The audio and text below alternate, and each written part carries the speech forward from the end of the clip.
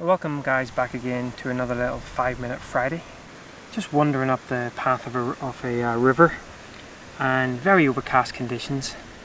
Not much light, so of course that's exactly when I like to look for more intimate details. And I was just walking past a little, it's funny how your eye can sometimes just sort of highlight something, and I was just walking past this little scene down here, and it's interesting that it seems to have, they say 4 seasons in one day. Well, we seem to have at least a couple of seasons in one frame. Some lovely heather, a little hint of autumn, and even the barrenness of winter. And perhaps even a nod to that lush time of new growth with spring and summer. Might be pushing that last one a little bit with the green. But it was the amber colours that really sort of drew my eye to it. So given the fact that the conditions really aren't changing and probably aren't going to be too dramatic, that does afford me with quite a bit of time just to have a little bit of a play about in this area. Shooting on the XT2 18:135, and I've got it in a square format. I think that kind of compresses the scene, or sort of envelops the scene quite well. Also going to be doing a focus stack. The only problem with focus stacking this is every so often there is a little bit of a breeze. At the moment I've got it on a 2-second timer, which isn't ideal because of course you think it's not breezy, 2-second timer, and then by the time the 2 seconds is done the breeze has come back, so I'll probably get my cable release out. But yeah, so playing about with focus stack, probably 3-4 images, f8, and see whether we can get something that has a nod to all the seasons.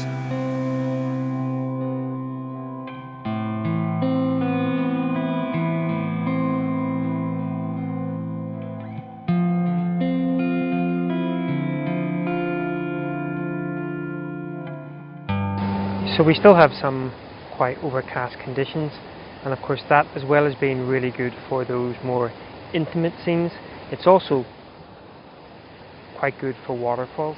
I won't go too close because I don't want that waterfall noise to be too loud. But just suffice to say, again, just that whole slow down. I could have seen me coming here a couple of years ago and basically shooting a very standard 3x2, getting the whole waterfall in, trying out sort of maybe a 4-stop, and having done with it.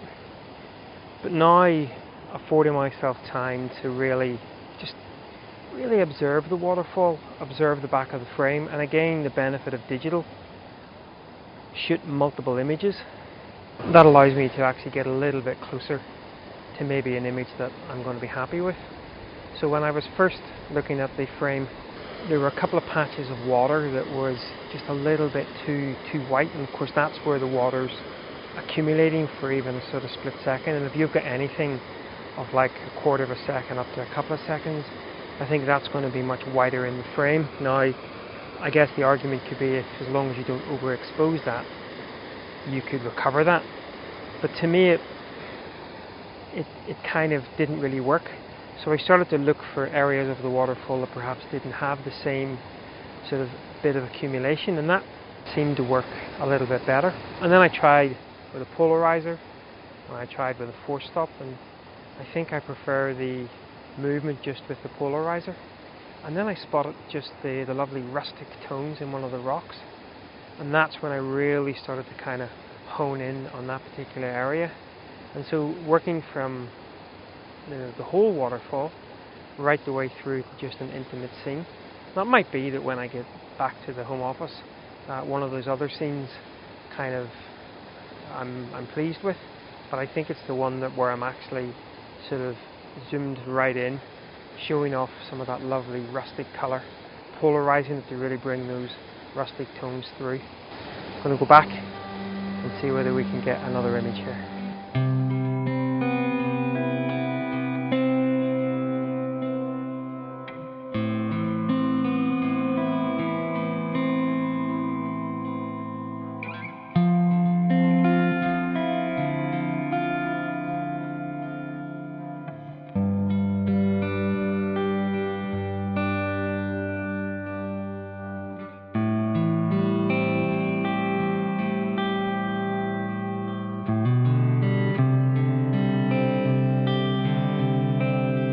back at the van now, and one of the things I love about just days like this here where you think that there's nothing much to be had is that was a couple of hours I spent up there at the waterfall, just sort of picking out little details, square crops, normal crops, just having a lot of fun.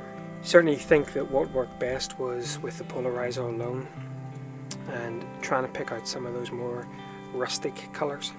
Also discovered somewhere to have a bit of a wild swim, which is useful when you're in the van and you need a little bit of a freshen up.